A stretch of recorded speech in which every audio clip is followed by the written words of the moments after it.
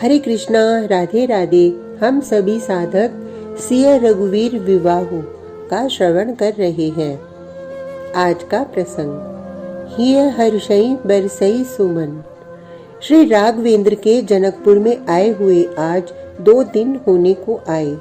मेरी सखियां बहुत चतुर थीं।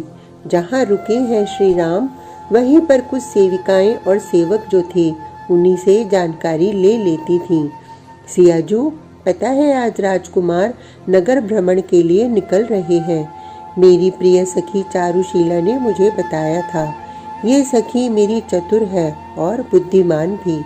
उसी ने मुझे बताया था कि राम नगर भ्रमण के लिए निकल रहे हैं। कैसे हैं, मैं इतना ही पूछ पाई। देख लेना, चारुशीला ने मटकते हुए कहा। सुंदर है? पर आपसे कम ही है। ये बात भी चारुशीला ने ही कही थी। देखो किशोरी जी, नगर भ्रमण में जब राजकुमार निकलेंगे ना, तब हम सभी सखियां उनको देखने के लिए जाएंगी। मैं नहीं जाऊंगी। ये बात मैंने इसलिए कही थी ताकि मेरी सखियां ये कहें कि अरे आप नहीं जाओगी तो कैसे होगा। पर दुष्ट है मेरी सखियां, कहने लगी आप कहती तब भी हम आपको न ले जाते। पर हमारी किशोरी जी कहाँ देखेंगी श्री राम को? ये बात चंद्रकला ने पूछी थी।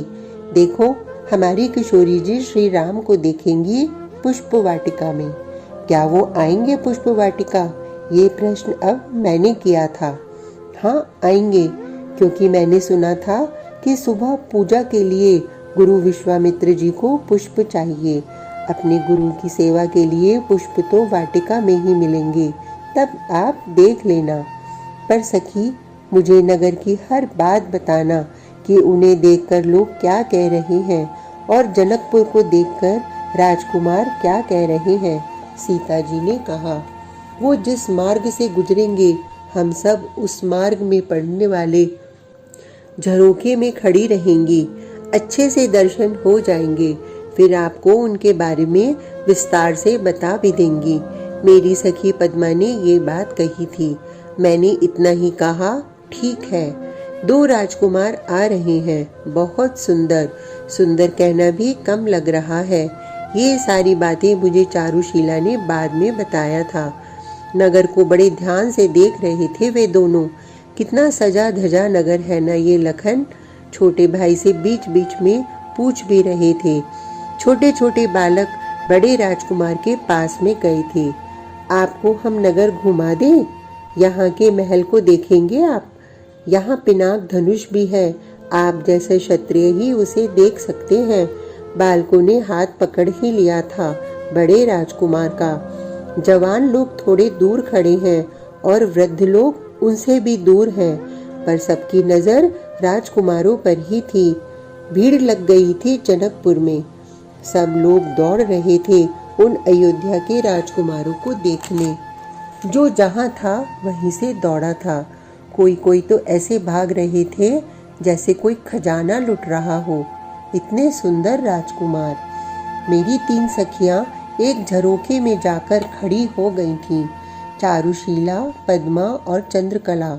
वहाँ पहले से ही कई युवतियां थीं जो आ रहे राजकुमार को देखने के लिए उत्सुक थीं। बड़ा हल्ला हो रहा है कि कोई राजकुमार आ रहे हैं। अब कुछ तो बोलना ही था, इसलिए मेरी एक सखी वहाँ खड़ी अन्य युवतियों से पूछ रही थी। हाँ सुना है बड़े सुंदर हैं।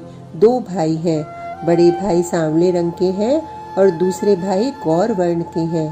तभी अरे देखो देखो, वो आ गए, वो आ गए। सब सखियां देखने लगी थीं।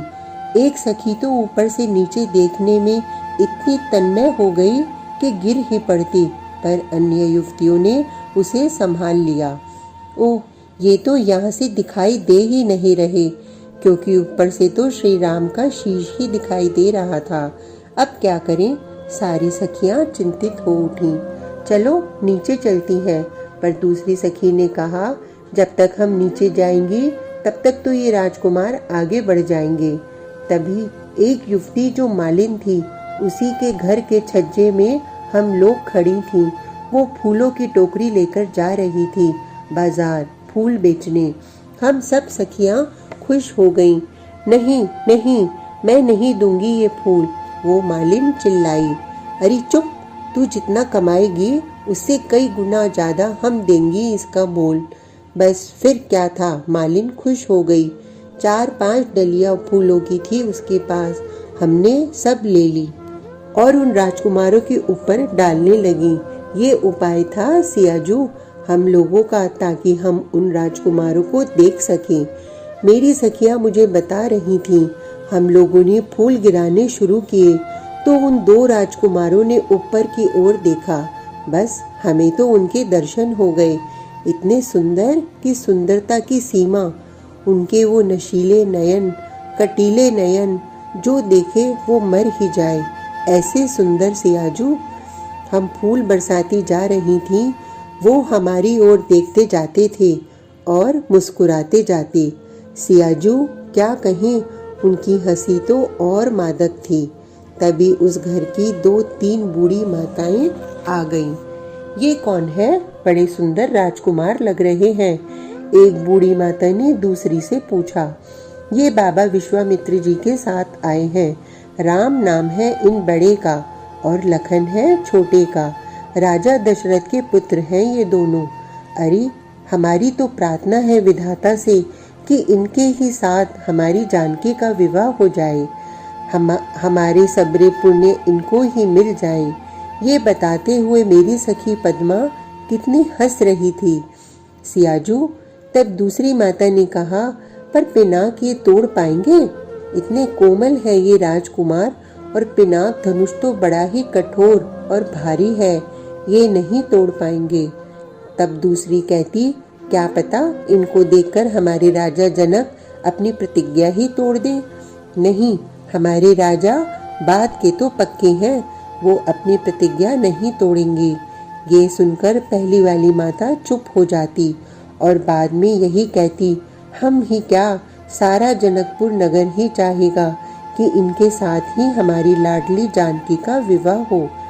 सियाजू, तभी हमने देखा वो अब जा रहे हैं, तेज चाल से चलने लगे थे। हमने ये सब देखा तो अंतिम फूलों का एक गुच्छा फेंका उन बड़े राजकुमार के ऊपर और ये कहते हुए फेंका, फूल पुष्प वाटिका में मिलते हैं, कल वहीं आ जाना। और हाँ, अहंकार मत करना, हमारी राजकुमारी तुमसे भी सुंदर है। ऐसा क्यों कहा? मैंने उस चारुशीला की बच्ची को डांटा। तू ऐसे कुछ भी कैसे बोल देती है? अरे मेरी प्यारी किशोरी जू, कुछ नहीं होगा। उन बड़े राजकुमार ने मेरी ओर देखा और मुस्कुरा दिए थे। चारुशीला ने हंसते हुए ये बात कही। सच चारुशीले, वो कैसे लग रहे थे? मैं पूछ रही थी चारुशीला से।